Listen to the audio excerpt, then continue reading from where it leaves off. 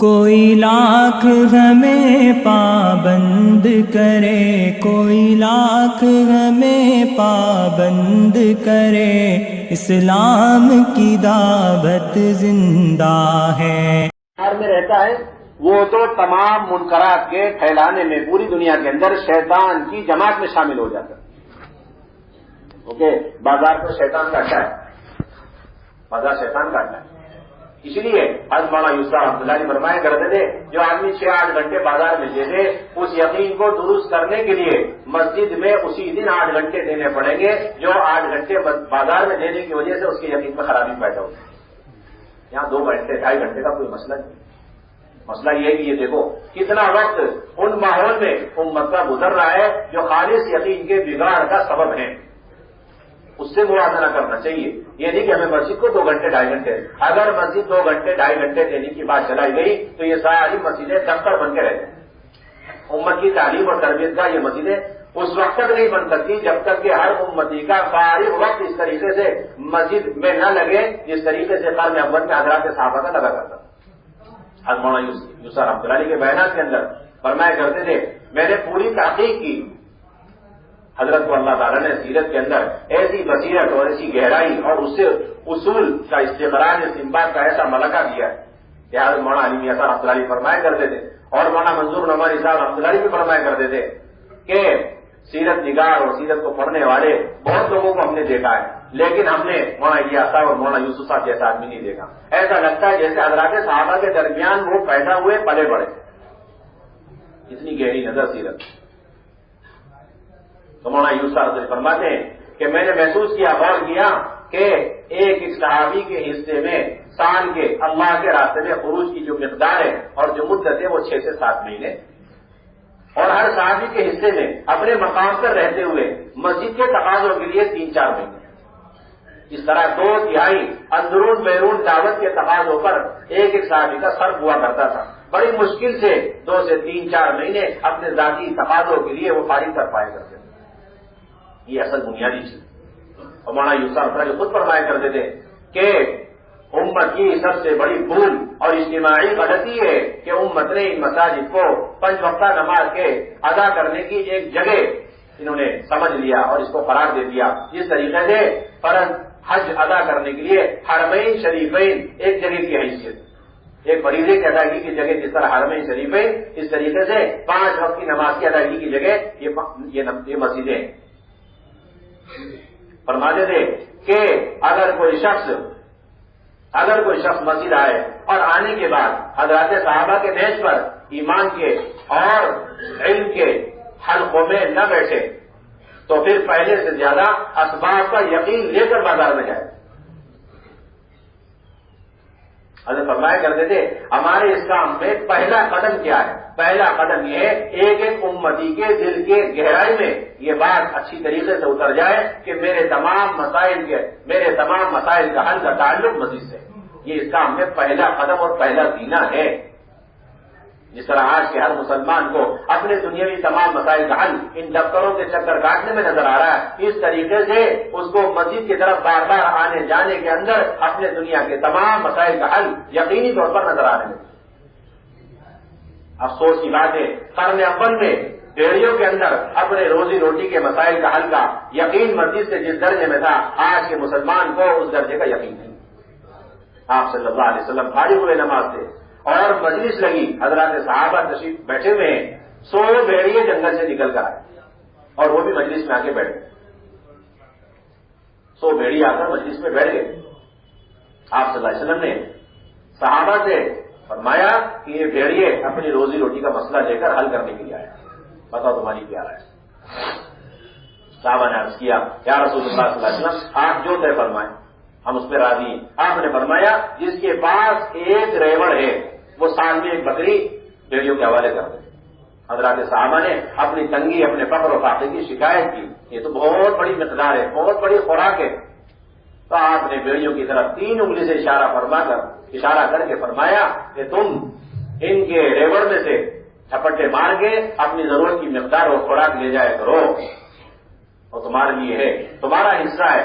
اور حضرات صحابہ سے فرمایا کہ آپ تم اپنے ریوڑ کی حفاظت کرو۔ ایک مثال جانور آ رہے، بھیڑیا آ رہے مسجد کی طرف اپنے روزی روٹی کا مسئلے کا حل لے کر کہ آج اس درجے میں مسلمان نہیں آتا، تو مسلمان کس درجے میں اس زمانے میں آتا ہوگا؟ مسلمان اس درجے میں، اس زمانے میں کس درجے میں مسجد سے اپنا تعلق قائم کیے ہوئے ہوگا؟ یہ بھیڑیا آتے تھے اور آج کے مسلمان ہی کا تعلق نہیں، تو جانوروں کو کیا پوچھنا؟ کیوں؟ اس لیے کہ بھیڑیا آ رہے ہیں، اس لیے کہ بھیڑیا خود مسجد میں جانے کی دعوت دیا کرتے تھے۔ آج کے مسلمان میں مسجد میں جانے کی دعوت بھی نہیں ہے، اس لیے مسجد سے اپنے مسائل کا حل یقین نہیں۔ بھیڑیے نے حملہ کیا، ایک چروائے کے ایک بکری کو اٹھا لیا، اس نے چھیننے کی کوشش کی تو اس نے کہا کہ اللہ کی طرف سے ملی ہوئی روزی تم مجھ سے چھینتے ہو۔ انہوں نے بڑے تعجب سے کہا کہ ایک بھیڑیا انسان کی زبان میں بات کر رہا ہے۔ اس نے کہا اس سے زیادہ تعجب کی بات یہ کہ جناب رسول اللہ صلی اللہ علیہ وسلم مسجد میں حلقہ لگائے ہوئے اور دین کی باتیں فرما رہے اور تم یہاں پر جنگل میں بکریاں چرا۔ سنتے کے ساتھ میں وہ بڑے میاں گئے اور ایک جگہ اپنی بکریوں کو باندھا، حضور کی خدمت میں جا کر یہ قصہ سنایا۔ آپ صلی اللہ علیہ وسلم نے الصلاۃ جامعہ فرما کر سارے مدینے والوں کو اکٹھا کر لیا اور ان کے سامنے بڑے میاں کی کارگزاری سنائی۔ یہ تھی اصل بنیادی بات۔ اس لیے مولانا یوسف فرمایا کرتے تھے کہ ہم تو یہ چاہتے ہیں ان مسجدوں کے اندر ایسی رونق، ایسی چہل پہل جس طریقے سے بازاروں کے اندر آج ہے، اور بازار اس طرح ویران ہو جائے جس طریقے سے آج مسلمانوں نے اپنے اعمال سے مسجدوں کو ویران کر دیا۔ مسجدیں دو ہاتھ سے خالی نہیں، یا تو اسباب سے بھریں گی یا پھر اعمال سے مسجدیں بھری ہوئی ہوں۔ اگر مسلمان مسجد آ کر کے نماز کے علاوہ علم کے حلقوں میں، ایمان کے حلقوں میں اور غیب کے تذکروں میں بیٹھے گا تو پھر اس کے دل کے اندر سے رفتہ رفتہ اسباب کا یقین، تجارت کا یقین اور مادی شکلوں کا یقین نکلتا جائے گا، اور پھر یہ بازار اس کے مسجد کے تابع ہو جائے گا۔ اور اگر یہ اعمال اس نے مسجد میں اختیار نہ کیے، ان مذاکروں کے اندر بیٹھنے کا اہتمام نہ ہوا، تو پھر رفتہ رفتہ باہر کے سارے اسباب اور مادی نقشے اور مادی شکلوں سے مسجد کو بھر دے گا، اور نتیجہ یہ ہوگا کہ مسجدوں میں مسلمان خود اپنے ہاتھ سے تالے لگائے اور یہ ساری مسجدیں بازار کے تابع ہو جائیں گے۔ بلکہ آگے حضرت کا یہ ملفوظ ہے کہ تمہارے ان مسجدوں سے وہ فتنے اٹھیں گے جو بازار سے اٹھتے ہیں۔ اصل بنیادی بات۔ اس لیے کسی بھی علاقے، کسی بھی خطے، کسی بھی ملک کے مسلمانوں کے عقائد کا حال معلوم کرنا ہے، ان کے اعمال کا حال معلوم کرنا چاہتے ہیں کہ اس کی کیا سطح، عقائد کی کیا سطح، عبادات کی کیا سطح اور معاملات اور معاشرے کی کیا سطح اگر آپ سمجھنا اور دیکھنا چاہتے ہیں تو پھر اس کی آسان شکل یہ کہ اس خطے، اس علاقے، اس ملک کے مساجد کا حال معلوم کرو۔ نماز کے اعتبار سے نہیں، اعمال دعوت کے اعتبار سے حال معلوم کرو، نماز کے اعتبار سے۔ عمر رضی اللہ تعالیٰ عنہ نے ملک شام میں جا کر مسجدوں کے حالات اور اعمال کے ذریعے سے وہاں والوں کے دین کو پرکھ لیا، باقاعدہ پوچھا وہاں یہ کسی سے تمہارے مسجدوں کا کیا حال، اور خود فرمایا میرا خیال یہ کہ لوگ آتے ہیں نماز پڑھ کر فوراً چلے جاتے ہیں اور بتکے ہوئے جانور اور بتکے ہوئے جنگلی اونٹوں کی طرح چلے جاتے ہو۔ انہوں نے کہا کہ نہیں، ہمارے یہاں مسجدوں میں بے شمار حلقے لگا کرتے ہیں اور اس میں آنے والے لوگ اہتمام سے بیٹھتے ہیں۔ تو حضرت عمر نے فرمایا پھر تو تم خیر پڑھو، خیر کا یقینی سبب، بنیادی سبب، اور امت کے اندر 100% خیر کیا ہے کہ امت کے اندر 100% خیر کا آ جانا یہ کہ امت معروفات پر آ جائے، منکرات ان کی زندگی سے ختم ہو جائے، اور اس کا بنیادی سبب مسجد کا ماحول۔ اس لیے کہ جو آدمی بازار میں بیٹھتا ہے اور بازار سے تعلق رکھتا ہے اس کے اندر 2 برائیاں پیدا ہوتی ہیں، اور جو مسجد سے تعلق رکھتا ہے اس کے اندر 2 خوبیاں پیدا ہوتی ہیں۔ 2 بنیادی چیزیں، جو مسجد والا ہوگا اور مسجد سے تعلق قائم کرے گا تو اس کے اندر ہر وقت نیکی کرنے کی، نیکیوں کا جذبہ پیدا ہو، نیک لوگوں کے ساتھ اس میں بیٹھنے کا جذبہ پیدا ہو، اور نیک جگہ میں جانے کا اس کے دل کے اندر تمنا اور آرزو پیدا ہو، اور برائیاں اور برے لوگ اور بری جگہوں سے اس کے اندر نفرت پیدا ہو۔ کیوں کہ اسے صحبت فرشتوں کی صحبت ملتی جن کے اندر 2 بنیادی صفت ہے، لا یعصون اللہ ما امرهم ویفعلون ما یؤمرون۔ مسجد کے اندر آخری کے ساتھ میں کتنی تیزی سے فرشتے انہیں اپنے ساتھ ملا لیتے ہیں، اپنے پروں میں لے لیتے ہیں، اور کس طرح ان کا علاج روحانی شروع ہو جاتا ہے۔ کسی ایمرجنسی اسپتال میں کسی ایمرجنسی کیس کو داخل کرنے پر جتنی تیزی سے وہاں کے ڈاکٹر نرس مل کے اس کا علاج شروع کرتے ہوں گے، جو تیزی سے فرشتے اس کا علاج شروع کر دیتے، ایک دم سے ان کی آمدنی کے ساتھ فرشتے آ جاتے ہیں، یہاں تک کہ اگر وہ باہر نکلتے تو فرشتے ان کے پیچھے ان کی تلاش میں نکل جاتے ہیں، اگر وہ بیمار ہو گئے سب سے پہلے ان کی عیادت کے لیے پہنچتے ہیں، اور اگر کوئی حادث پیش آ جائے سب سے پہلے ان کے تعاون اور معاونت کے لیے فرشتوں کی جماعت پہنچتی ہے۔ اور جو بازار میں رہتے ہیں ان کا حال یہ ہوتا ہے کہ برائی ان کے نزدیک اچھائیاں بن جاتی ہے، برے لوگ ان کے نزدیک اچھے لوگ بن جاتے ہیں، بری جگہوں کی طرف ہر وقت جانے کی طبیعت کرتی ہے، برائیاں کرتے رہنے کی طبیعتیں کرتی ہیں، اور اچھے لوگوں سے نفرت، اچھائیوں سے نفرت، اچھی جگہوں سے وحشت پیدا ہوتی ہے۔ یہ بنیادی چیز وہاں یوسار نے فرمایا کرتے تھے، اگر کوئی شخص اپنے آپ کو مسجد کے تابع کر دے تو اللہ تعالیٰ نظام کائنات کو اس کے تابع کر دے، اس کو تابع کر دے۔ صرف مسئلہ یہاں تک نہیں، مسئلہ یہ کہ جتنے بھی دنیا کے اندر حالات پیش آ رہے ہیں اس کا کس درجے میں مسجد سے ہم نے تعلق جوڑا ہے، یہ اصل بنیادی چیز۔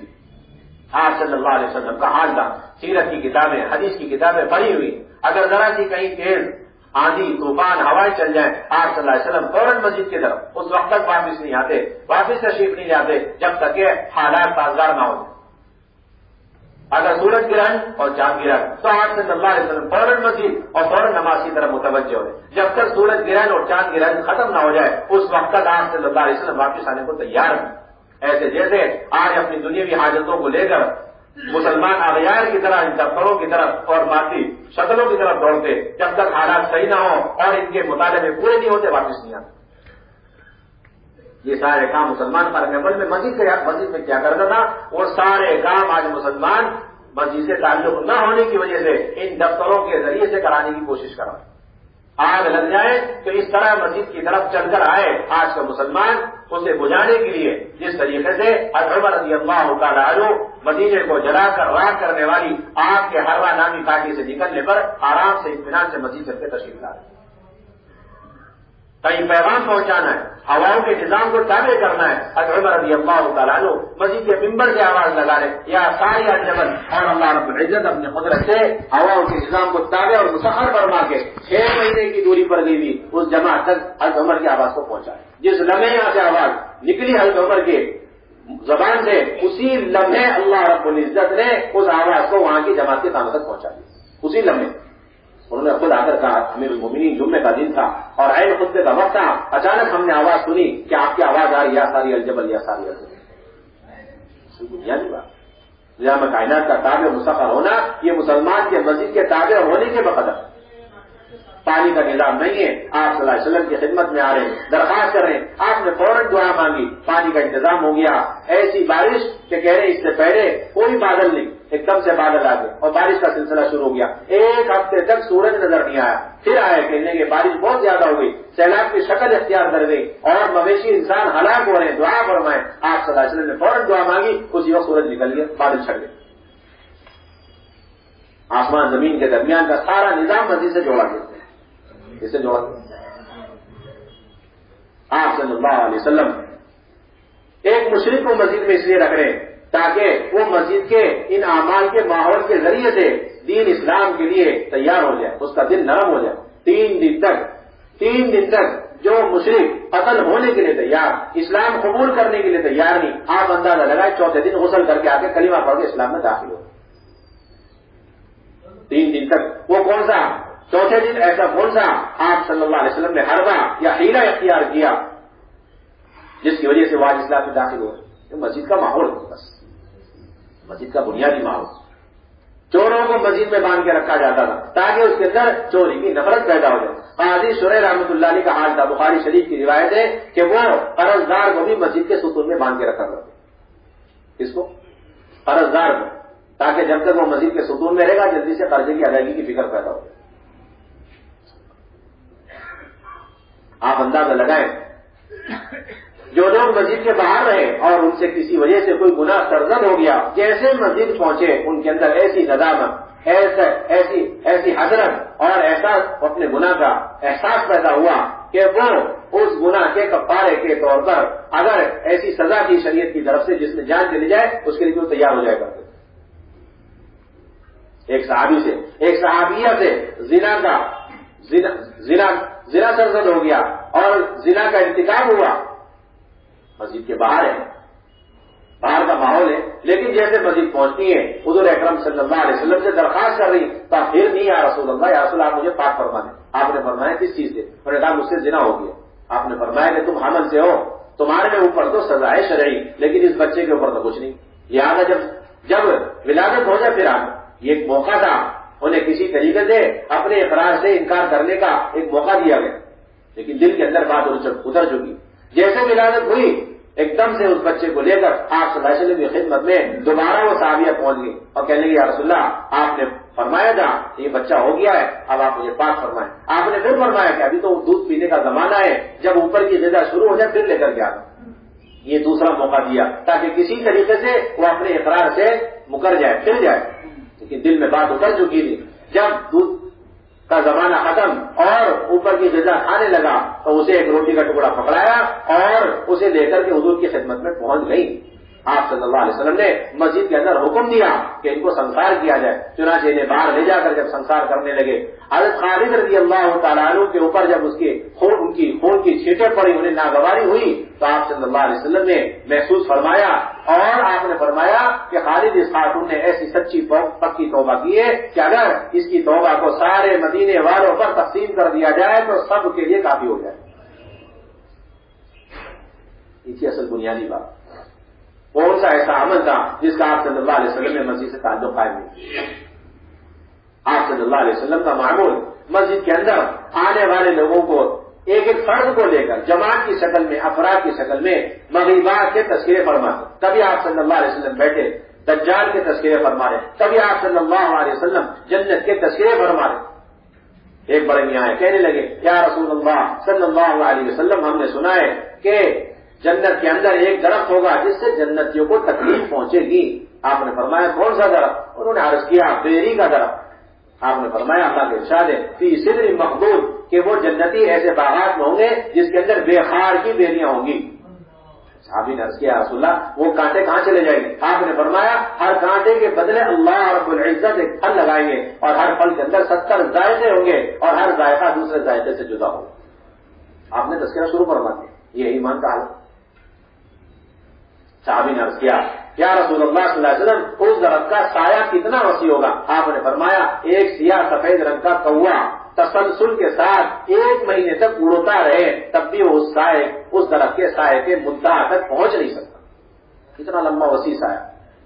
انہوں نے عرض کیا پھر اس درخت کا تنا کتنا چوڑا ہوگا؟ آپ نے فرمایا ایک جوان اونٹ چلے اور اتنا چلے کہ چلتے چلتے چلتے بوڑھا ہو جائے اور پھر اتنا چلے کہ اس کی ساری ہڈیاں گل کر آخری ہڈی مضبوط ترین ہڈی ہنسلی کی ہڈی بھی اس کی گل کے اور ٹوٹ جائے. اتنا لمبا چل کر بھی وہ اس تنے کا ایک چکر نہیں کاٹ سکتا. یہاں پر علیہ السلام مسجد میں بیٹھ کر کے ایک صحابی کو لے کر تذکرہ فرما رہے. آپ نے ایک مرتبہ تذکرہ فرمایا جہنم کا کہ جہنم کی زنجیروں کا کیا حال ہوگا اور فرمایا وہ زنجیریں کتنی لمبی ہوں گی چوڑی ہوں گی وہ الگ بات, لیکن اس زنجیر کا جو ایک کڑا ہوگا وہ 7 برس کا ہوگا. اس زنجیر کا ایک کڑا 7 برس. آپ کی خدمت میں قبیلہ اسلم کے لوگ پہنچے 7 حضرات. آپ نے ان سے پوچھا کہ آپ حضرات کون ہیں؟ انہوں نے عرض کیا ہم تو مومن ہیں. آپ نے ان کی دلیل معلوم کی. انہوں نے کہا ہمارے مومن ہونے کی 15 صفتیں ہمارے اندر. 7 آدمی کو لے کر آپ صلی اللہ علیہ وسلم ایمان اور ایمان کی خصلتوں کے تذکرے فرما رہے ہیں کہ ہمارے اندر 15 صفت ہیں. 5واں ہے جس کا آپ نے خود ہمیں حکم دیا ہم ایمان لائیں, اللہ پر ایمان لائیں اور فرشتوں پر ایمان لائیں, کتابوں پر ایمان لائیں, رسولوں پر ایمان لائیں, تقدیر پر ایمان لائیں. 5واں ہے جس کا آپ کے قاتل نے ہمیں حکم دیا کہ ہم گواہی دیں کہ آپ کے سوا کوئی معبود نہیں, آپ اللہ کے سوا کوئی معبود نہیں اور آپ اللہ کے رسول اور اس کے بندے ہیں اور نمازوں کو قائم رکھیں, زکات ادا کریں, رمضان کے روزے رکھیں اور بیت اللہ حج کریں. 5 صفتیں وہ ہیں جو ہم نے زمانے جاہلیت میں اختیار کر لی تھی. صبر کرنا, شکر کرنا اور اللہ کے ہر فیصلے پر راضی رہنا اور دشمنوں سے مقابلے پر ثابت قدم رہنا اور آنے والے مصیبتوں پر ہمارے دشمنوں پر آنے والے مصیبتوں پر کبھی بھی ہم خوشی کا اظہار نہیں کرتے. آپ نے یہ 15 صفتیں سن کر فرمایا کہ یہ تو ایسی خصلتیں ہیں کہ ان کی بنیاد پر تو قریب تھا کہ تم انبیاء کے درجے تک پہنچ جاتے اور نبوت کا درجے تک پہنچ جاتے. تو ادبا فقہا قالوا ان یکونوا انبیاء. پھر آپ نے فرمایا کہ یہ 15 خصلتیں ناقص ہیں اور یہ 15 خصلتیں یہ ناتمام ہیں اگر اس کے ساتھ 5 صفتیں اور تم نے شامل نہیں. ایک، ضرورت سے زیادہ کھانا اکٹھا مت کرو. نمبر 2، ضرورت سے زیادہ تعمیر مت کرو. اور نمبر 3، دنیا کی ان چیزوں کے اندر آپس میں تنافس اختیار مت کرو. اور نمبر 4، اس اللہ کا ڈر اختیار کرو جس کے سامنے تمہیں پیش ہونا ہے، حاضری ہونی ہے. اور نمبر 5، جنت کی رغبت اختیار کرو جہاں تمہیں مرنے کے بعد ہمیشہ ہمیشہ رہے. یہ تو وہ مذاکرے ہیں کہ اللہ کے نبی کی عین سنت یقین کر کے ہم میں سے ہر ایک کو روزانہ مسجد کے اندر ان صفات کو لے کر حلقے لگانے چاہیے. اصل بنیادی چیز آپ صلی اللہ علیہ وسلم کا یہی حال امت کو تعلیم دینے کے اعتبار سے. آپ صلی اللہ علیہ وسلم نے امت کو تمام تر شریعت کی تعلیم مسجد کے ماحول میں دی. مسجد ہی اصل تعلیم کی جگہ. امت کے ارتداد کے امت کے اندر سے ارتداد کے ختم ہونے کا اور امت کے اندر سے جہالت کے ختم ہونے کا یہ بنیادی سبب یہ مسجد کا ماحول. آپ جس درجے میں آپ صلی اللہ علیہ وسلم کے طرز پر سیرت کی روشنی میں اپنی تعلیم کے سلسلے کو مسجد کے ماحول میں لائیں، مسجد ہی میں آئے اور امت علم سیکھ کر کے جائے اور اہل علم مسجد ہی میں بیٹھ کر امت کو علم دینے پر آ جانے تو قرن اول میں جتنی کم مدت میں امت کے اندر سے جہالت ختم ہوئی اور 100% وحی والے علم اور اس کے نور سے یہ امت مالا مال ہو گئی. اللہ رب العزت آج بھی اس امت کو جہالت سے نکال کر علم سے مالا مال فرما دے. اس کے علاوہ کوئی شکل اور کوئی سبیل قرن اول میں نظر نہیں آتی. ایسا سلسلہ تھا مسجد کے اندر کیا آپ صلی اللہ علیہ وسلم اگر مسجد کے اندر خطبہ دے رہے اور کوئی شخص فرائض کا علم سیکھنے کی غرض سے مسجد میں آ جائے، آپ صلی اللہ علیہ وسلم اپنا خطبہ روک کر اور ممبر سے نیچے تشریف لا کر اور دروازے تک جا کر کرسی منگوا کر بیٹھ کر انہیں بنیادی فرائض کی تعلیم دے. یہ مسجد النبوی کے بنیادی اعمال ہیں. آپ صلی اللہ علیہ وسلم مسجد میں ایک صاحب آ کر کے احرام کہاں سے باندھنا چاہیے آپ سے درخواست کی، آپ سے سوال کیا، فتویٰ معلوم کیا. آپ صلی اللہ علیہ وسلم نے انہیں میقات کے ساری جگہوں کی تفصیل بتائی کہ آپ کو یہاں سے میقات، یہاں سے آپ کو احرام باندھنا، آپ کے لیے یہ جگہ میقات. ایک صاحب آئے کہنے لگے یا رسول اللہ صلی اللہ علیہ وسلم آپ نماز کے اوقات مجھے سکھلا دیں. آپ نے دیکھا کہ یہ تو بہت ہی سیدھے سادے بڑے میاں ہیں، انہیں اگر ہم لکھ کر کے دے دیں تو نہیں سمجھ سکتے، زبان سے بتا دیں تب بھی نماز کے اوقات کو پہچان نہیں سکتے. آپ نے اپنی فراست سے سمجھ لیا. چنانچہ آپ نے فرمایا اقیم معی، ایک روایت میں آپ نے فرمایا صلی معی، ایک روایت میں آپ نے فرمایا امروا ان یشهد معه الصلاۃ، کہ آپ ہمارے ساتھ ٹھہر جاؤ اور ہمارے ساتھ نماز میں شریک ہو جاؤ. چنانچہ آپ صلی اللہ علیہ وسلم نے ان کو نماز کے اوقات کی تعلیم دینے کے لیے، ان بڑے میاں کو نماز کے اوقات کی تعلیم عملی طور پر دینے کے لیے 2 دن تک اس طرح نماز پڑھائی کہ پہلے دن 5 نمازیں اول وقت میں، دوسرے دن 5 نمازیں آخر وقت. پہلے دن نماز فجر کی صبح وقت میں اور دوسرے دن آخر وقت. پہلے دن ظہر کی نماز اول وقت میں، دوسرے دن آخر وقت. 2 دن تک ان کو نماز کا اوقات کا درس دیا جا رہا ہے. بابو مواقع الصلاۃ. جب 2 دن گزر گئے تو آپ نے فرمایا صاحب کہاں ہے وہ بڑے میاں جو نماز کے اوقات معلوم کرنے کے لیے آئے؟ انہوں نے کہا میں یہاں ہوں. آپ نے فرمایا نماز کے اوقات دے جائیے. اتنی سیدھی ساری تعلیم مسجد کے ماحول کے اندر. کوئی کسی بھی وقت مسجد میں آ جائے، عقائد کا علم حاصل کرنا ہے اور مسائل اور فرائض کا علم حاصل کرنا ہے لے سکتا، حدیث کا علم حاصل کرنا لے سکتا. عقبہ بن عامر جوہنی رضی اللہ تعالیٰ فرماتے ہیں کہ ہم چند نوجوان تھے، ہمارے ذمے زکات اور صدقات کے اونٹ کو چرانے کی ذمہ داری تھی. باری باری ہم اونٹ چرایا کرتے تھے. جب باری نہیں ہوتی ہم اللہ کے نبی کی خدمت میں رہتے، مسجد میں رہتے اور آپ کے صحبت سے علم حاصل کرتے رہتے، ایمان سیکھتے رہتے. جب باری ہوتی تو اس دن بھی کوشش کرتے کہ کسی طرح جلدی باری ختم کر کے آئیں اور حضور کی صحبت سے کچھ سیکھ لیں. تو چنانچہ کہتے ہیں ایک دن میری باری آئی، میں گیا اونٹ چرا کر کے جلدی سے آیا اور اونٹوں کو باندھا اور فوراً میں حضور کی خدمت میں پہنچا تو دیکھا اللہ کے نبی صلی اللہ علیہ وسلم یہ حدیث بیان فرما رہے. مجھے یہ حدیث یہاں سے ملی. آپ نے فرمایا کہ جو آدمی وضو کر کے اور اچھی طریقے سے نماز پڑھے کہ دل سے وہ اللہ کی طرف متوجہ ہو تو وہ جنت میں داخل ہو جائے. میں نے کہا کتنی بڑھیا کتنی عمدہ حدیث ہے. اتنے میں نے دیکھا میرے سامنے ایک صحابی بیٹھے ہوئے، وہ کہہ رہے ہیں اس سے پہلے والی حدیث اس سے بھی زیادہ عمدہ ہے، اس سے پہلے والی حدیث اس سے بھی زیادہ عمدہ ہے۔ میں نے دیکھا تو حضرت عمر بیٹھے، میں نے کہا اے عمر، میں تو اونٹ چلانے کی وجہ سے بیٹھ نہیں سکا، شریک نہ ہو سکا، لہٰذا وہ حدیث مجھے آپ سنا دیجیے، بتا دیجیے۔ انہوں نے کہا کہ آپ صلی اللہ علیہ وسلم نے فرمایا اس سے پہلے حدیث میں کہ جو شخص اچھی طریقے سے وضو کرے اور وضو کرنے کے بعد یہ دعا پڑھے اشہد ان لا الہ الا اللہ وان محمدا عبدہ ورسولہ، ایک روایت میں اشہد ان لا الہ الا اللہ وحدہ لا شریک لہ واشہد ان محمدا عبدہ ورسولہ، دونوں مسلم شریف کی روایت ہے اور ایک ہی جگہ آگے پیچھے سند اس کی، تو اللہ رب العزت کی طرف سے اسے اختیار دیا جائے گا کہ وہ جنت کے 8 دروازوں میں سے جس سے چاہے جنت میں داخل ہو۔ آپ اندازہ لگائیں ایک اونٹ چلانے والے صاحب وہ آ کر کے حدیث کا درد اس طریقے سے حاصل کر سکتے۔ یہ سلسلہ تھا مسجد النبوی کے اندر کا عام سلسلہ، علم کے لینے دینے کا، علم کے سیکھنے سکھانے کا۔ ہماری تو بنیادی ذمہ داری ہے اپنے مساجد کو ان تمام اعمال کے اعتبار سے آباد کرنا ہے۔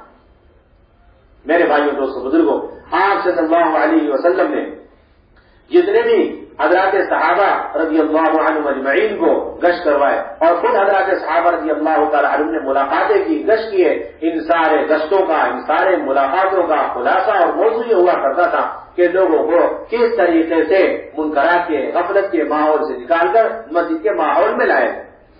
اس لیے حضرت مولانا یوسف الفلاحی نے حضرات صحابہ کے گشت اور ان کا خلاصہ نقل کیا۔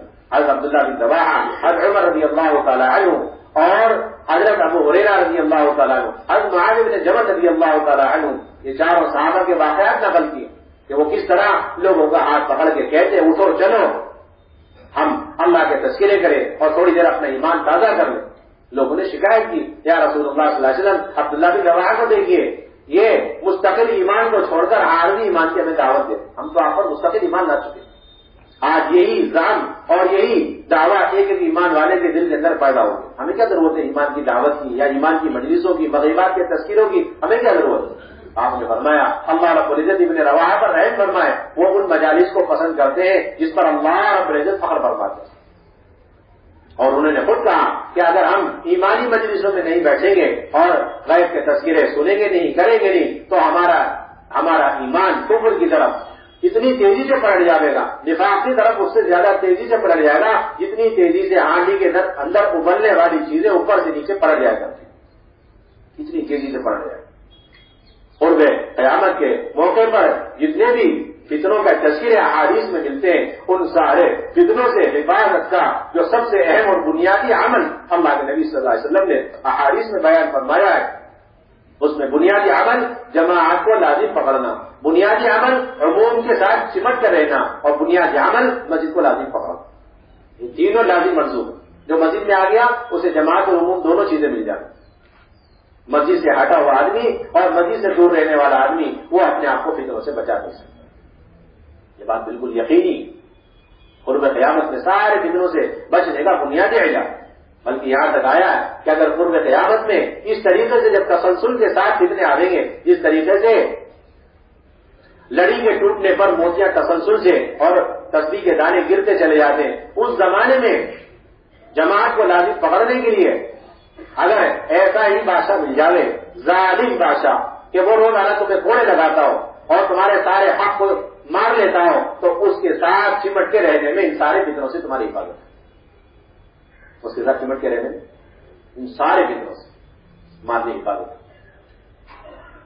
جماعت کے ساتھ انتظام اور عموم کے ساتھ انتظام، یہ اصل فتنوں سے بچنے کا بنیادی سبب۔ تو ہمارے گشتوں کا موضوع اس لیے آبادی کے عمل یہ قرن اول کی اہم ترین اور امت کی تعلیم و تربیت کا بنیادی سبب رہا، اور قیامت تک کے لیے یہ مصنون طریقہ رہے گا امت کی تعلیم و تربیت کے لیے۔ اس لیے امام بخاری رحمۃ اللہ علیہ نے بخاری کے اندر عنوان قائم کیا باب ذکر العلم والفتیہ فی المسجد، کہ مسجد کے اندر علم اور مسجد کے اندر ہی فتوے کا سلسلہ۔ قیامت تک یہ مصنون طریقہ، قیامت تک کے لیے یہ مصنون طریقہ ہے علم کے سیکھنے کا اور علم کے سکھانے کا، اپنی صحبت کے ذریعے، بغیر کتاب کے، بغیر نصاب کے اور بغیر کسی راتب کے مسجد کے ماحول میں رکھ کر امت کی تعلیم کی فکر کرنا۔ حضرت مولانا یوسف الفلاحی فرمایا کرتے تھے کہ ہماری مسجدیں اس وقت تک مسجد النبوی کے نقشے پر نہیں آ سکتی جب تک کہ ہماری مسجد کی سطح پر پورے عالم کے دعوت کے تقاضے اور علم کے تقاضے پورے نہ ہوں۔ ہماری مسجدوں کا معیار یہ ہونا چاہیے کہ ایک ایک مسجد کے ذریعے سے پورے عالم کے دعوتی اور علمی تقاضے اس طریقے سے پورے ہوں جس طریقے سے حضور اکرم صلی اللہ علیہ وسلم کے زمانے میں اور خلفاء راشدین کے زمانے میں مسجد کی سطح پر یہ سارے تقاضے پورے ہوا کرتے۔ آپ اندازہ لگائیں، وقت کا کوئی گورنر ہوتا تھا، اس کے لیے گورنری کے تقاضے مسجد میں چل کر جا کر علم کے سیکھنے سکھانے کے لیے رکاوٹ نہیں بنتے۔ سلمان فارسی رضی اللہ تعالیٰ عنہ مدائن شہر کے گورنر بنا کے بھیجے گئے، ان کا سارا نظام حکومت ایک درخت کے نیچے ہوا کرتا، لیکن سارا نظام تعلیم و تربیت مسجد کے ماحول میں ہوا کرتا۔ گورنری کے تقاضوں سے فارغ ہوتے مدائن شہر کے مسجد پہنچتے، فوراً گشت ہوتا، اور اس گشت کے نتیجے میں 10 نہیں، 20 نہیں، 100 نہیں، بلکہ روایت میں 1000 کا مجمع اکٹھا ہو جاتا۔ کتنا اکٹھا ہو جاتا؟ آج ادب میں تو خوشی ہوتی ہے، 100 آدمی آ گئے، ہم نے آبادی کا عمل کیا، 150 لوگ آ گئے، 200 لوگ آ گئے، وہاں تو معمولی بات تھی، 1000 آدمی جوڑ گئے۔ جیسے 1000 آدمی اکٹھے ہوئے، سلمان فارسی رضی اللہ تعالیٰ نے ان سب کو اکٹھے اجتماعی طور پر سورہ یوسف کی تلقین کرنی شروع کروائی۔ یہ تھی اصل بنیادی بات۔ ابو موسیٰ اشعری رضی اللہ تعالیٰ بصرہ کے گورنر ہیں، ان کا معمول تھا کہ اپنے تمام گورنری کے تقاضوں کے باوجود وہ مسجد بصرہ کی جامع مسجد پہنچا کرتے تھے اور وہاں بے شمار حلقے لگا کرتے تھے اور ان حلقوں میں براہ راست بیٹھ کر ایک ایک کا قرآن خود سنا کرتے، اسے صحیح کرا کرتے۔ ابو رجاء العطاردی رحمۃ اللہ علیہ فرماتے ہیں، میں نے ابو موسیٰ اشعری رضی اللہ تعالیٰ عنہ کے صحبت میں رہ کر اسی بصرہ کی جامع مسجد میں پوری سورہ اقرا میں نے یاد کری۔ عبداللہ بن مسعود رضی اللہ تعالیٰ عنہ وزیر ہیں، وزارت کے بے شمار تقاضے کوفہ کے اندر، لیکن وزارت کے تقاضے مسجد چل کر جاگے علم کے حلقے لگانے اور ایمان کے حلقے لگانے کے لیے ان کے لیے مانع نہیں۔ مسجد آتے تھے اور ایک ساتھی سے پوچھے تمہاری آیت کہاں تک پہنچی، تمہارا سبق کہاں پہنچ گیا، اور پھر اسے اگلی آیت کی تعلیم دیتے۔ بلکہ ایک روایت میں یوں ہے، ایک آیت سکھلاتے اور سکھلانے کے بعد پھر فرماتے لَهِيَ خَيْرٌ مِّمَّا طَلَعَتْ عَلَيْهِ الشَّمْسُ، لو یہ آیت لے لو، یہ آسمان زمین کے درمیان جتنی چیزوں پر سورج کی کرنیں پڑتی ہیں اس سے زیادہ قیمتی ہے، اس سے زیادہ بہتر ہے۔ پھر اگلی آیت سکھلاتے، پھر یہی فضیلت سناتے لَهِيَ خَيْرٌ مِّمَّا طَلَعَتْ عَلَيْهِ الشَّمْسُ۔ اس طرح ایک آیت اور اس کی فضیلت کہتے ہیں، اس طرح وہ پورا قرآن پاک ہمیں سکھلایا جاتا ہے۔ آپ اندازہ لگائیں کتنا وقت حضرات صحابہ مسجد کو دیا کرتے، بلکہ حیات صحابہ کے اندر موجود ہے، اتنا لمبا وقت حضرات صحابہ مسجد میں رہا کرتے تھے دعوت کے تقاضوں کے لیے کہ گھر ہوتے تھے، اس کے باوجود گھر جا کے سونے کا موقع نہیں ملتا۔ حضرت عمر مسجد ہی میں لیٹ جاتے تھے تھک کر کے، تقاضے اتنے ہوتے تھے۔ حضرت عثمان غنی رضی اللہ تعالیٰ عنہ کے پاس اپنا ذاتی مکان، لیکن خلافت کے امور دعوت اتنے تقاضے کہ تھک کر کے مسجد ہی میں لیٹ جایا کرتے۔ بلکہ حضرت عمر رضی اللہ تعالیٰ کو اپنے دور خلافت میں اعلان کرنا پڑا کہ بھائی مسجد کے اندر ان ایمانی اور علمی لمبی مجلسوں کی وجہ سے جو آدمی تھک جائے اس کے لیے کمر سیدھی کرنے کے لیے، تھوڑی سی اپنی تھکان کو ختم اتارنے کے لیے تھوڑی دیر مسجد میں کمر سیدھی کرنے کی اجازت ہے، اعلان کرنا پڑا۔ بلکہ روایت میں موجود ہے حضرات صحابہ جس طریقے سے نماز کا انتظار کیا کرتے تھے، اس طریقے سے مشورے کے انتظار میں گھنٹوں بیٹھا کرتے حضرت عمر رضی اللہ تعالیٰ عنہ کے زمانے میں جب تقاضے بڑھتے چلے گئے تو ان کے مشورے کے احباب میں حضرت علی ہیں، حضرت عثمان، حضرت عبدالرحمن بن عوف، سعد بن ابی وقاص، حضرت زبیر، حضرت طلحہ رضی اللہ عنہم جیسے حضرات تھے۔ ان کا معمول تھا کہ اپنے بشری تقاضے، گھریلو تقاضے، کاروبار کے تقاضے جلدی سے جلد مختصر وقت میں پورا کر کے فوراً ممبر اور روضے کے درمیان آ کے بیٹھ جاتے گھنٹوں۔ کیوں؟ روایت میں موجود ہے صراحت، تاکہ پورے عالم سے اور اندرون سے کوئی بھی دعوت کا تقاضا کسی بھی وقت امیر المومنین کے پاس آ جائے تو فوراً وہ ہمیں باخبر کر کے اس سلسلے میں مشورہ لینے میں انہیں سہولت رہ جائے۔ اس وجہ سے ہر وقت مسجد میں پڑھے آج لوگ مشورے کے لیے انتظار کو برا سمجھتے ہیں۔ یہ تو خلفاء راشدین کی سنت ہے، خلفاء راشدین کی سنت مستقل اس انتظار میں ہے، پتہ نہیں کب کس موقع پر اندرون ملک کا کوئی تقاضا امیر المومنین کے پاس آ جائے یا بیرون ملک کا کوئی تقاضا آ جائے اور فوراً انہیں مشورے کے لیے طلب کرنے میں دیری ہو جائے گی، اس لیے ہر وقت اپنے تقاضوں سے فارغ ہو کے روضے اور ممبر کے درمیان رہا کرتے۔ یہ سارے واقعات حضرت مولانا یوسف رحمۃ اللہ نے حیات الصحابہ میں دوسری جلد میں جمع کیے۔ مشورے کے آداب اتنے واقعات اس میں نقل کیے، اگر کوئی سرسری نظر سے بھی دیکھ لے تو مشورے کے تقریباً 500 اصول کا استنباط کر سکتا ہے۔ اتنے سارے اصول آداب اس کے اندر عمل کیا، آپ اندازہ لگائیں۔ اس لیے بنیادی چیز مساجد کو ہمارے دعوت کے اعتبار سے آباد کرنے، اور پورے عالم کے اندر جتنی جماعتیں ہماری تقاضوں پر جانے والی یا پھر 5 مہینے بیرون جانے والی، ان سب کی ذمہ داری، اور اندرون میں چلے 4 مہینے پیدل اور سواری کی جتنی جماعتیں، وہ سب عزم ارادے کر کے جائیں۔ انشاءاللہ ہم تو اپنے مساجد کو مسجد النبوی کے نقشے پر اعمال کے اعتبار سے لائیں۔ اور میرے بھائیوں دوستوں بزرگوں، ایک بنیادی ذمہ داری ہے کہ اپنے مساجد کے اندر 2 گشتوں کی بڑی پابندی کی جائے۔ ایک بہت بڑا طبقہ تیار ہو گیا جو صرف اپنے پہلے گشت پر قناعت کیے ہوئے بیٹھا ہوا، دوسرے گشتوں کا سلسلہ ختم ہوتا جا، اور اس کے نتیجے میں اپنے ہی حلقے اور اپنی مسجدوں سے لگی ہوئی بالکل قریب کی مسجدیں ویران بنجر پڑی۔ ایک مسجد سے عالم کے تقاضے پورے ہو رہے، اور دوسری مسجد کے اس کے پڑوس کے ایک ایمان والے کو کلمہ بھی نصیب نہیں ہو رہا۔ کیوں؟ دوسرے گشتوں کا سلسلہ ختم ہو گیا۔ ہمارے یہاں تو پہلے گشت کی حقیقت اور پہلے گشت میں جان ہی اس وقت پڑتی ہے جب دوسرے گشت کی پابندی ہو، جس کا دوسرا گشت جتنا طاقتور، جتنا مضبوط اور جتنے اہتمام اور پابندی سے، اتنا ہی اس کے پہلے گشت میں جان پڑتی۔ جو ساتھی ایسے ہیں کہ وہ پہلا گشت کرتے ہیں دوسرا گشت نہیں کرتے، وہ 5 اعمال والے ساتھی ہیں، 5 اعمال والے ساتھی نہیں۔ آپ بتائیں اگر کسی مسجد میں پہلا گشت ہوتا دوسرا گشت نہیں ہوتا، آپ اس مسجد کو 5 اعمال والی مسجد میں شمار کرتے ہیں، 5 اعمال والی؟ تو ساتھی بھی 2 قسم کے، 5 اعمال والے اور 5 اعمال والے، سیدھی سی بات۔ دوسرے گشت کی پوری پابندی ہونی چاہیے۔ یہ بات قسم کھا کر کہی جا سکتی ہے، اگر کسی محلے میں 10 مسجدیں اور 1 مسجد مضبوط اور 9 مسجدیں کمزور ہیں، اگر یہ ایک مسجد کے ساتھ ہی اہتمام کے ساتھ، عظمت کے ساتھ، پابندی کے ساتھ جیسا بتایا جا رہا اس طریقے سے دوسرا گشت کر لے لیں، تو اللہ کی ذات سے امید ہے کہ صرف دوسرے گشت کے ذریعے سے 9 کی 9 مسجدیں 1 سے 3 سال کے اندر اعمال دعوت کے اعتبار سے قائم ہو جاتی ہیں۔ سارا نقصان دوسرے گشت کے استغفار کی وجہ سے پیدا ہوگا۔ سارا گشت کسی وجہ سے؟ اب تو ایسے بھی حضرات ہیں جو 3 ٹکڑیوں میں دوسرے گشت کے لیے جاتے ہیں، کچھ وہ ہیں جو اعلان ان کے ذمے ہے اور گشت کے آداب وہ شروع میں جاتے ہیں، شروع میں آ جاتے ہیں، بعض وہ ہیں جو بیچ میں جاتے ہیں، درمیانی بات کی ذمہ داری کر کے واپس آ جاتے ہیں، اور جن کے آخری بات اور آخری عمومی بات جن کے ذمے سے ہے وہ آخری وقت میں جا کر کے واپس آ جاتے ہیں۔ یہ تو گشت ہوا ہی نہیں ان لوگوں کا جو سمجھ رہے میرا گشت ہو رہا، یہ تو گشت ہی نہیں ہوا، یہ تو نہ مسجد کا گشت ہوا نہ ساتھیوں کا گشت ہوا۔ پوری مسجد وار جماعت دوسری گشت میں پہنچے، آپ ذرا سا اس کا اہتمام کر رہے ہیں، 1 سال میں آپ کو فرق محسوس ہو، بنجر سے بنجر مسجد دوسرے گشت کے ذریعے سے 3 مہینے میں اپنے پاؤں پر کھڑے ہو جائے گی، اگر سارے ذمہ دار اہتمام سے دوسرے گشت میں جائیں۔ یہ اصل بنیادی چیز۔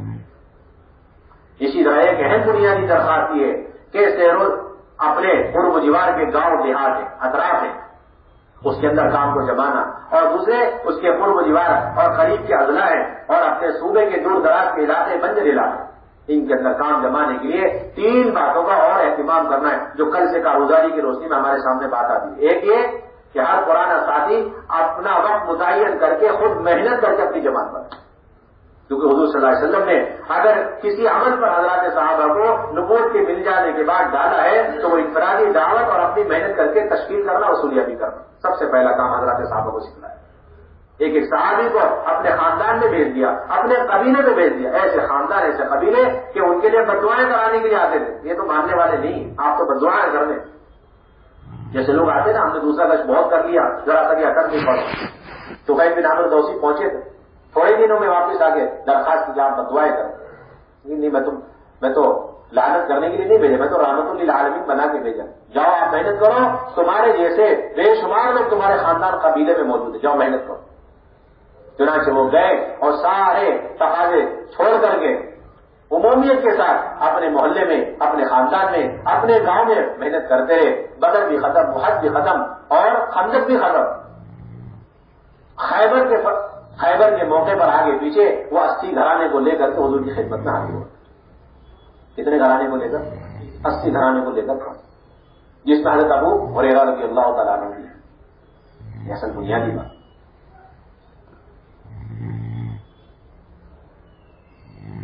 جوڑوں کی کثرت یہ تو کام کی قلت کی علامت ہے۔ جوڑوں کی کثرت کام کی قلت کی علامت ہے۔ مولانا یاسر رضی ہمیشہ مضبوط یاد رکھیں، فرمایا کرتے تھے یہ اجتماعات ہمارے کام کا جز نہیں ہے. اور خوب دیکھنے میں یہ بات آ رہی ہے کہ جتنا عمومی کام کی ترغیب دی جاتی ہے اتنا ہی ساتھیوں کے اندر جوڑ اجتماعات کی تعریف لینے کی اندر سے طلب پیدا ہو جاتی ہے. یہاں سے بتائی جاتی بات کہ اپنے مساجد کے اعتبار سے اعمال دعوت کو مضبوط کریں اور ساتھیوں کے اندر طبیعت میں تقاضا رہتا ہے جوڑ اجتماع. فرماتے تھے کہ اگر یہ نہج سے ہٹ گئے یہ اجتماعات تو پھر تو یہ ہمارے کام کے لیے دو اعتبار سے مضر ہیں. ایک اس کے اندر شہرت ہے اور دوسرا اس کے اندر مالیت کا مسئلہ ہے. اس اعتبار سے تو یہ جوڑ سراسر ہمارے لیے مضر ہے, ہمارے کام کے لیے نقصان دہ. اور جتنا نفع بخش کام عمومی کام کے اندر ہے اتنا کسی کے اندر نفع نہیں. اس لیے بنیادی چیز کہ ہر ایک کی ذمہ داری چاہے مہینے کے 10 دن ہو اور آخری درجہ مہینے کا 3 دن, لیکن اپنا ہفتہ متعین کر کے اور خود محنت کر کے جماعت بنا کے لے کر کے جائے. اور دوسری بنیادی بات کہ بنجر بستیوں کی طرف رخ کر. اور تیسری بنیادی بات یہ کہ کمزور علاقوں کے اندر تسلسل کے ساتھ جماعت جائے. اگر یہ 3 رخ صحیح ہو جائیں, اللہ کی ذات عالی سے امید ہے کہ اگر 10 سال بھی کسی علاقے کسی صوبے میں اجتماع نہ ہو تو انشاءاللہ وہاں کی ساری کمزوری اللہ تعالیٰ اس عمومیت کی وجہ سے دور فرما دے. ہر آدمی اپنی محنت کر کے اپنی جماعت میں اور بنجر بستیوں میں اپنی جماعتوں کو لے کر کے جائے. اور تیسری بات بنجر بستیوں کے اندر جماعتیں تسلسل کے ساتھ ڈالی جائیں. اپنے ساتھیوں کو اس بات کی کوئی گنجائش نہ دی جائے کہ وہ اپنے اختیار سے اپنے مرضی کے رخوں پر چلے جائیں, اس کی کوئی گنجائش نہ دو. یہ تو سراسر کام کے اندر خیانت ہے. یہ تو سراسر کام کے اندر خیانت ہے. آپ صلی اللہ علیہ وسلم کو تو حال یہ تھا کہ جب معلوم ہوتا کہ یہ رخ بہت کٹھن ہے اور مدینے کے ماحول میں بیٹھ کر اگر یہ رخ دے دیا جائے تو جماعت جانے کے لیے ہی تیار نہ ہوگی, تو آپ صلی اللہ علیہ وسلم ان سے فرماتے ایک پرچی میں لکھ کر کے امیر کے حوالے کر کے کہتے کہ تم چلتے رہو مدینے سے نکل کر, جب 3 دن کے فاصلے پر پہنچ جاؤ تو پرچی کھول کے دیکھ لینا اس میں رخ لکھا ہوگا. کیا لکھا ہوگا؟ خدا کی قسم اس سنت کو یہ مجمع زندہ کرے. سب سے پہلے اللہ رب العزت قرن اول کی طرح بنجر علاقوں کے اندر دین کو اور علم کو زندہ فرما دے.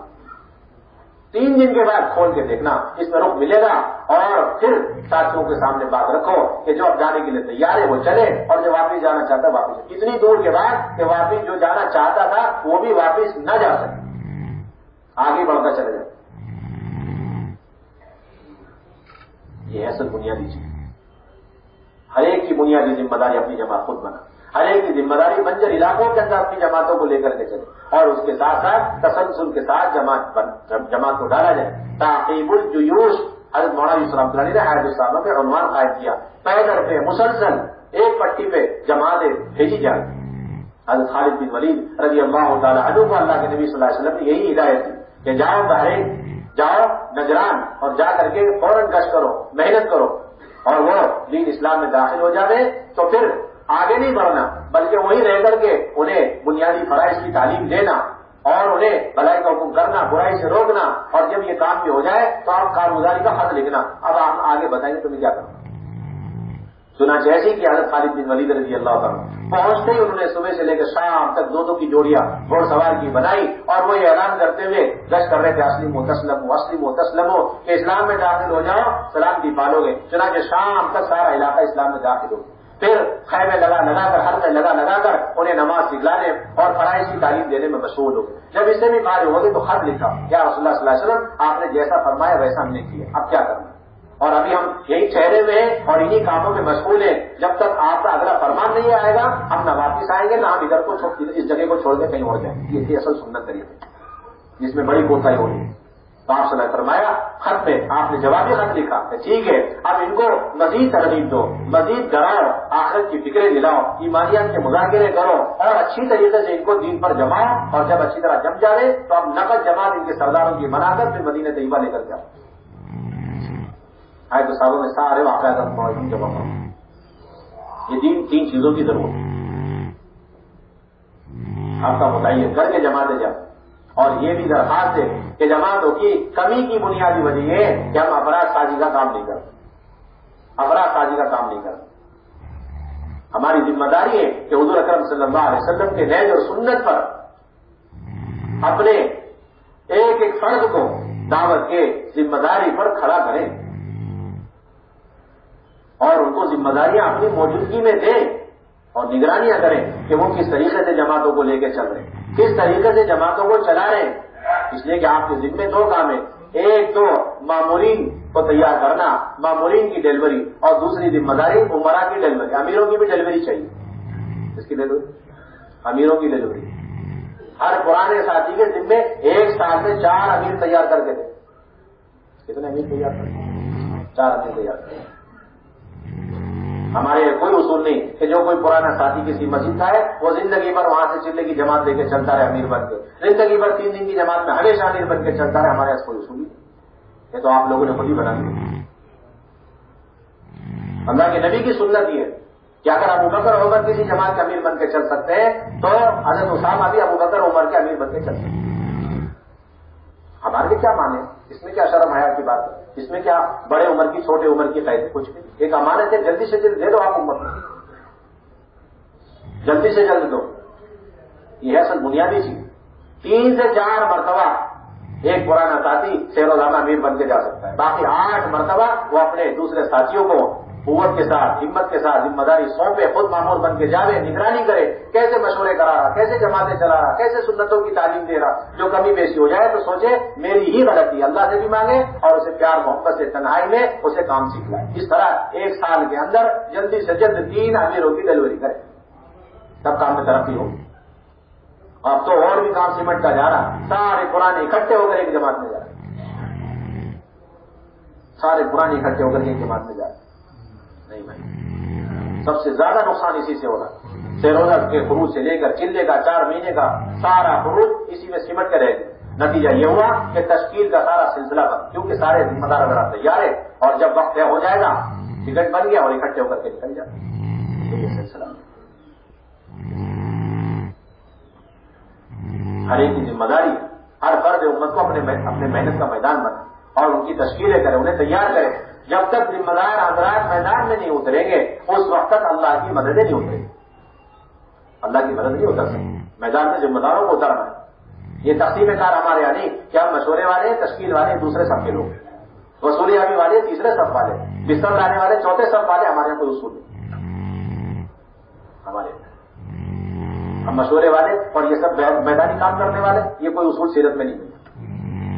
اللہ کے نبی کی تو سیرت یہ ہے کہ جس طرح قرن اول پہلے دن نبوت کی ملنے کے بعد گھنٹوں ایک کے پاس جا کے دعوت دے رہے اور خود اپنی ذات سے دعوت دینے میں اپنے آپ کو تھکا رہے، اسی طریقے سے آپ صلی اللہ علیہ وسلم اپنی آخری زندگی میں بھی ایک صاحب آئے مشرک مسجد کے اندر، آپ صلی اللہ علیہ وسلم ان کو دعوت دے رہے اور حضرت عمر رضی اللہ تعالیٰ عنہ پریشان ہو گئے اور درخواست کی کہ اجازت دے میں گردن اڑا. آپ صلی اللہ علیہ وسلم ناراض ہوئے اور پھر دعوت دیتے رہے. اس کے بعد وہ اسلام میں داخل ہو گئے تو آپ نے فرمایا عمر میں اگر تمہاری بات مان لیتا تو یہ سب جانے میں چلے جاتا. آپ اندازہ لگائیں آپ صلی اللہ علیہ وسلم اپنے آپ کو کتنا تھکا رہے انفرادی دعوت میں.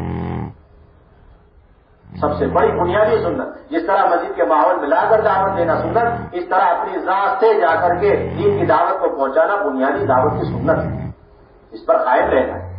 تشکیل اہم ترین سنت، اس پر قائم رہنا ہے. اور میرے بھائی دوستوں بزرگوں، ہماری بنیادی ذمہ داری اپنے گھروں کے اندر اعمال دعوت کو قائم کرنے کا اہتمام کیا جائے.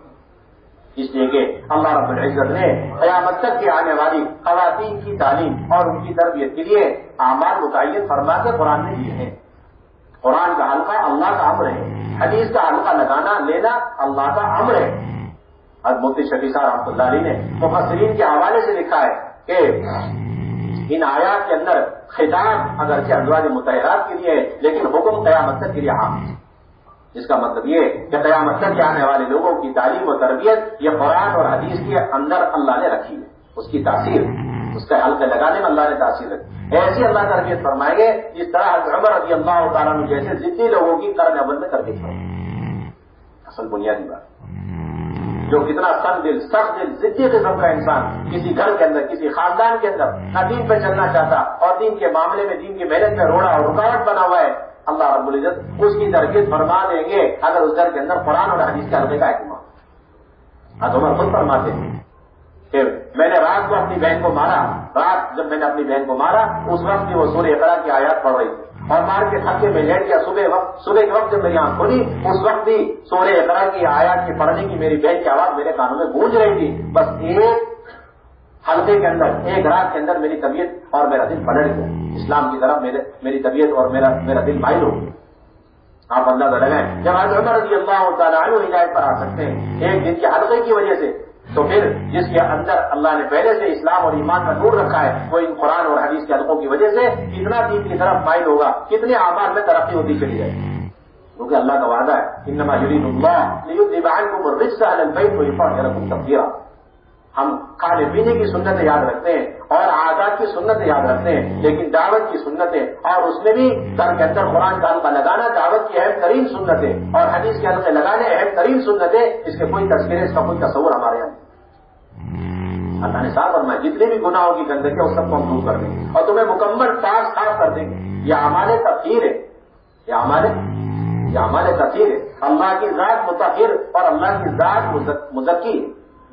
اگر کسی کو بے شمار اعمال کرنے کے اعتبار سے وقت میں برکت دے دی جائے اور جسمانی طاقت قوت دے دی جائے، ان تمام اعمال کے کرنے پر وہ تربیت نہیں ہوگی جو تربیت ایک سورہ کوثر کو لے کر اپنے دروازے کو لے کر حلقہ لگانے پر اللہ تربیت کرتا ہے، کیونکہ اللہ نے حکم دیا ہے اس عمل کا، اور ضمانت تربیت کی کفالت کی اللہ نے اپنے براہ راست خود دی، کسی اور کے حوالے نہیں فرمایا۔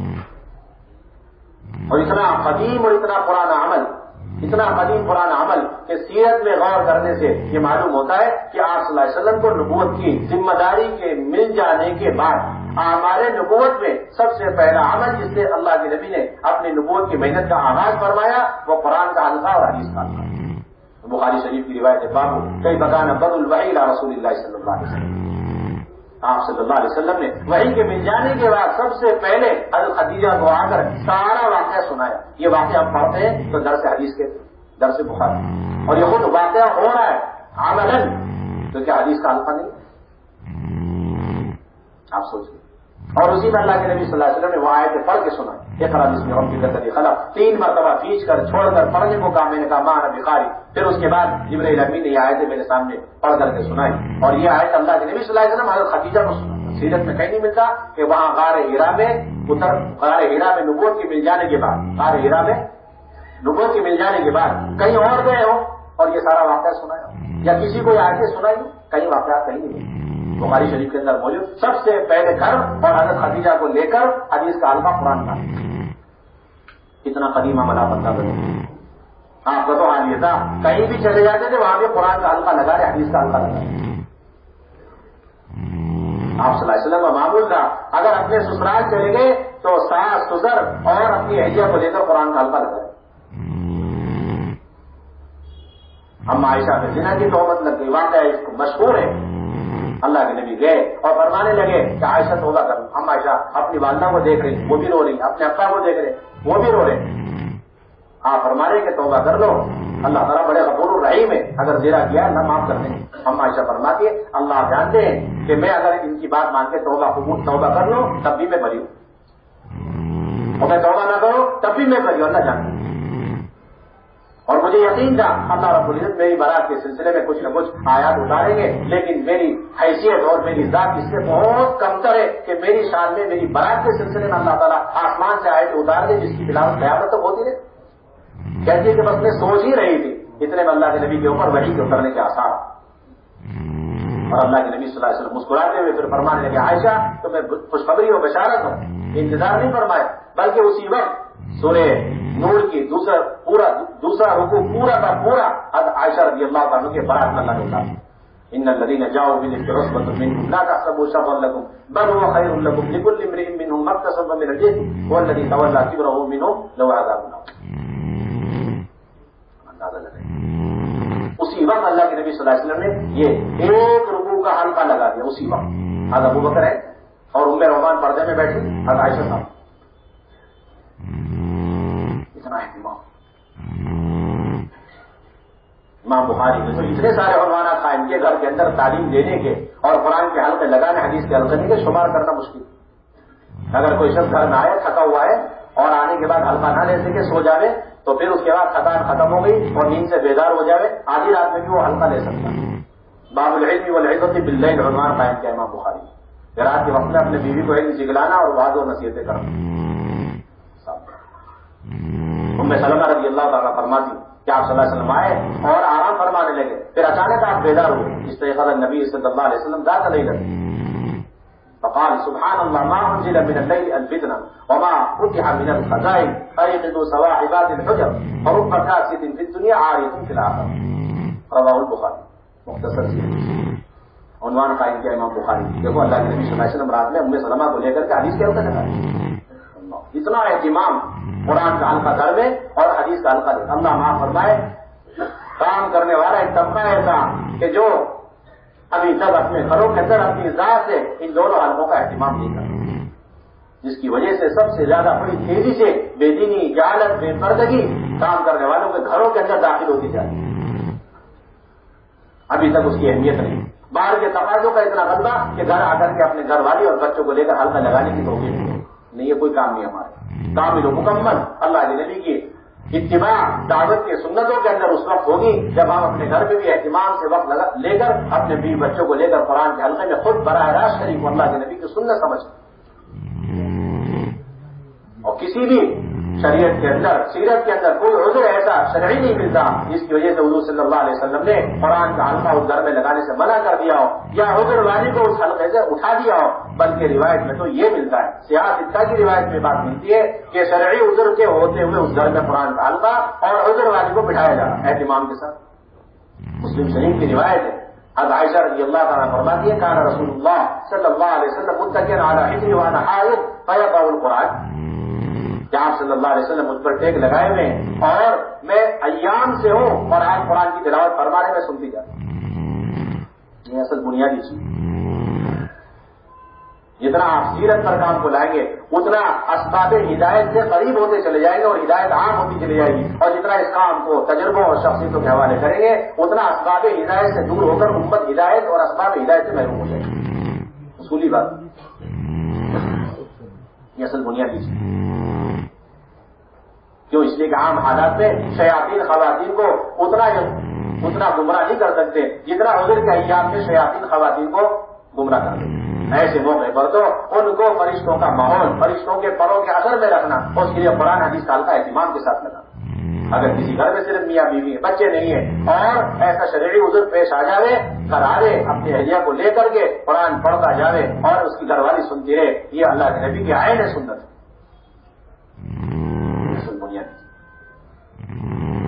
حضور اکرم صلی اللہ علیہ وسلم کی خدمت میں حضرت اسماء رضی اللہ تعالیٰ عنہ پہنچ گئی، اسماء بنت یزید، اور درخواست کی کہ یا رسول اللہ صلی اللہ علیہ وسلم، مرد اللہ کے راستے میں جاتے ہیں، دین کی محنت کرتے ہیں، آپ کی خدمت میں پہنچ کر دین سیکھ لیتے ہیں، لیکن ہم ان سارے موقعوں سے محروم ہیں.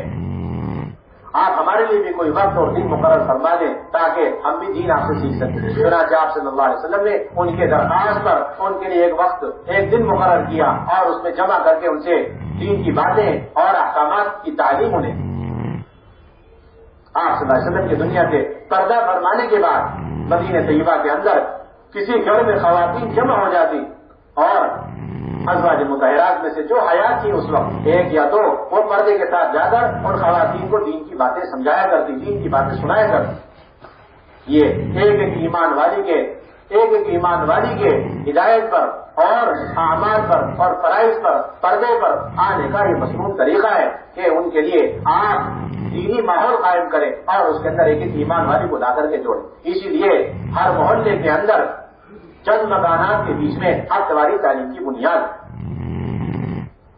اور ایک ایک ایمان والی کا تعلق ہفتواری تعلیم سے قائم ہو تاکہ اس کے گھر کے اندر فرائض اور سنتیں اور پردے والی اور سادگی والی زندگی اور بچوں کی دینی پرورش اور گھروں کے اندر اعمال دعوت اور گھروں کے اندر ماں مسورہ جماعتوں کے استقبال کا مزاج اور اپنے محرم مردوں کو اللہ کے راستے میں بھیجنے کا جذبہ اور خود اپنے محرم کے ساتھ نکلنے کا داعیہ پیدا کرنا، اس غرض سے ہفتواری تعلیم ایک ایمان والی کو لاگے